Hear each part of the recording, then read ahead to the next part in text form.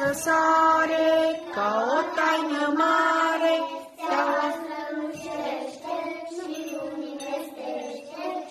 luminestește, că astăzi curata, prea nevinovata, Fecioara Maria naște pe Mesia,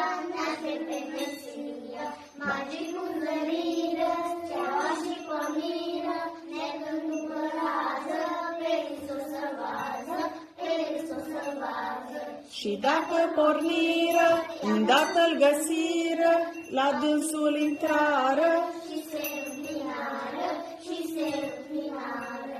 cu daruri menite, lui Hristos menite, ducând fiecare, bucurie mare, care bucurie și la noi să fie, de la tinerețe până la bătrânețe.